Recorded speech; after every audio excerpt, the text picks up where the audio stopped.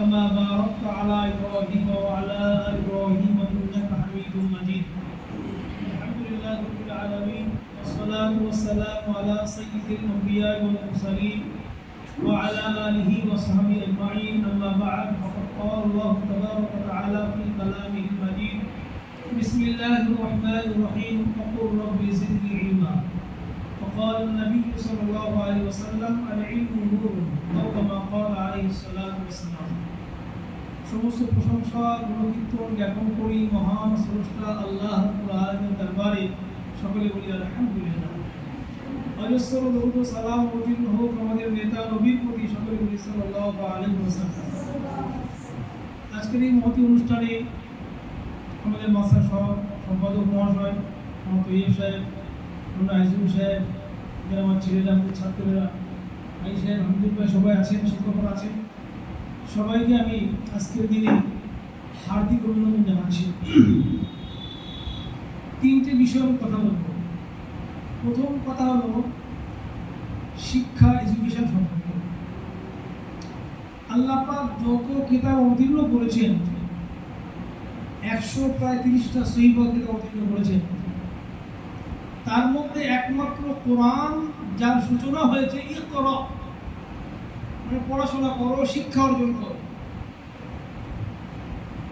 Education দিয়ে, knowledge দিয়ে start করেছেন আল্লাহ তাবারক ওয়া তাআলা কেবলমাত্র কোরআনে কারীমে।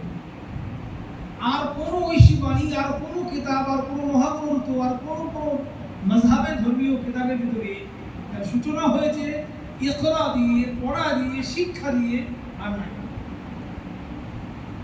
দ্বিতীয়, আল্লাহ তাআলা মুহাম্মদ রাসূলুল্লাহ সাল্লাল্লাহু আলাইহি ওয়াসাল্লামকে যখন নামাজ দিয়েছেন, ও আসমানে ডেকেছেন। অন্য কিছু দিয়েছেন, যাকাত, অন্য হুকুম দিয়েছেন, তো ফেরেশতার মাধ্যমে পাঠিয়েছেন। যখন নলেজের ব্যাপারে এসছে, এডুকেশনের ব্যাপারে এসছে, জ্ঞানের ব্যাপারে এসছে, ইলমের ব্যাপারে এসছে, তখন আল্লাহ কি বলছেন? অকুর রব্বি জিদনি ইলমা। হে রাসূল, আপনাকে চাইতে হবে আমার কাছে। আপনি বলুন আমার কাছে, প্রার্থনা করুন যে আল্লাহ আমার জ্ঞানকে বর্ধিত করো, জ্ঞানকে বাড়িয়ে দাও। আগে আপনি চাইবেন, তারপরে আমি দেব। কেন? জ্ঞানের মূল্য সবচাইতে বেশি। নবী সুলাইমান আলাইহিস সালাতু ওয়াস সালাম, ওনার কাছে উনি সারা পৃথিবীর বাদশা ছিলেন।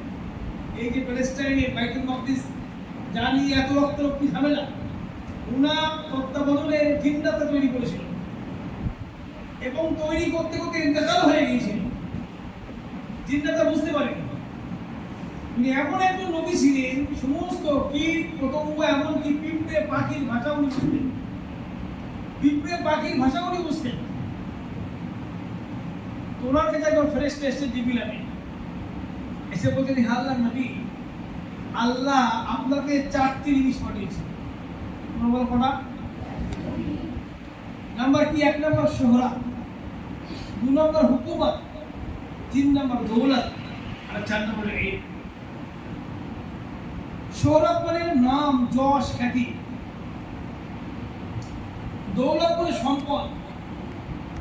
হুকুমত মানে ক্ষমতা, পাওয়ার, রাজ্যের, দেশের প্রধানমন্ত্রী হওয়া, রাষ্ট্রপতি হওয়া, পাওয়া। আর 4 নম্বর হলো ইলম, নলেজ, এডুকেশন। হে নবী, আপনি